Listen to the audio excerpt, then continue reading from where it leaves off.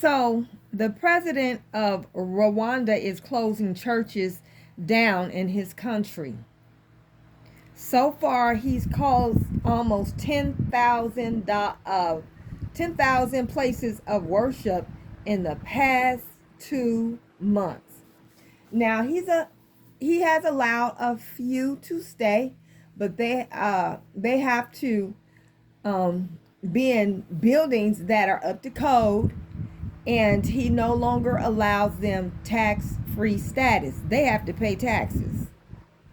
So the government closing down the churches is to protect the people from corruption and fraud. They now have what we've had for quite some time.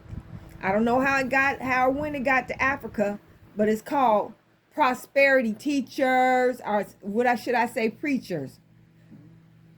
Prosperity preaching, where they are scamming the poorest of their communities and not giving them nothing back. They ain't talking about nothing. It's no longer about the upliftment of that person's spirit and their soul and the development of their spirituality, their minds, and their hearts. It's not about that no more. It's all about money. And the president of Rwanda is closing this mess down. Now, like I said, some churches have been allowed to remain, but they have to being held in buildings that are up to code, a reputable reputation, and they are no longer tax exempt.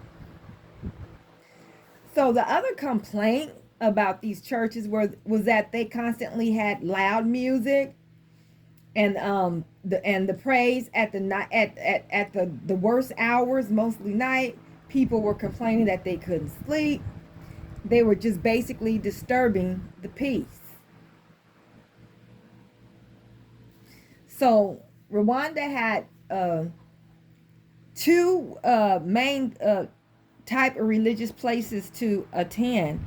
One were the churches, and the others were the prayer houses, which many of them, almost 10,000 to the 10,000, even in just the last 2 months, have been closed down. I think that before 2 months, they closed down about 5,700, almost 6,000. They are not playing.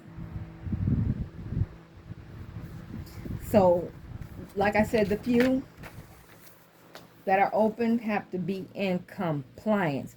You know what? I was thinking they need to do the same thing here, because the same thing that's happening over there is happening over here. Except these preachers out here, they got private jets, driving Bentleys, multiple mansions,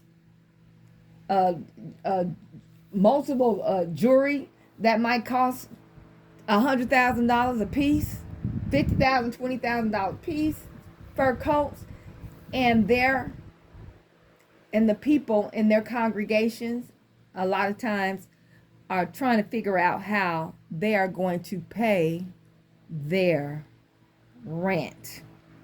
Not only are they scamming us over here too, but there's a lot of corruption in the church. A lot of the preachers you just got to come out and tell it like it is. They're pedophiles. They're on the DL, messing around with the opposite sex, while being married to their wives. One pastor in Detroit was just convicted for killing a trans woman that he used to pick up, because she was a prostitute. He used to pick up and have relationships with her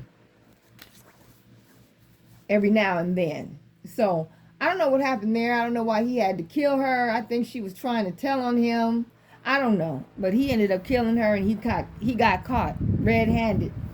And they had showed some footage from his church where he was up in the pulpit praising the Lord and clapping his hands and talking about the Lord He gonna help you. Don't give up on the Lord. All that old crazy stuff, sweating and spitting everywhere. And then after church, he's sitting on top of a trans woman. He's sitting up here getting down, getting back with a man. So we've had other pedophiles, Eddie Long. Then we have this major fraudster preacher, Creflo Dollar. His last name should have told folks that he wasn't about nothing. And then I remember Jimmy Swaggart, pedo. He was patronizing a prostitute, and the prostitute had a little girl, and I forgot, was she 13 or 15 or something like that, and he was trying to get her to get his little girl, get her little girl in the room so he can do her too. So I remember listening to Jimmy Swaggart when I was a little girl. I remember my mom and grandma listening to this fool, turning him on just to listen to him. I remember my grandmother sending him offerings. And then you got that other one that was hanging at a P. Diddy party. What was he doing there? Saving souls? You have got to be kidding. It's time for us to do the same thing that Rwanda is doing. We need to close these churches down. They are not what they used to be. They are taking advantage. They have been taking advantage of the people since the end of the civil rights movement, because the church used to be involved in the community. A lot of the civil rights planning came from out the church. The church was involved in the with our people's struggle. But today we no longer need the church. What do we need them for? Just so we can be somewhere and on Sunday and pretend that God is there? God is everywhere. The Most High is everywhere where you call him, whether you call him God or Allah. Maybe you don't believe in that. Maybe you believe in a philosophy. Buddha spirituality is everywhere. So it's time for us to turn these churches down.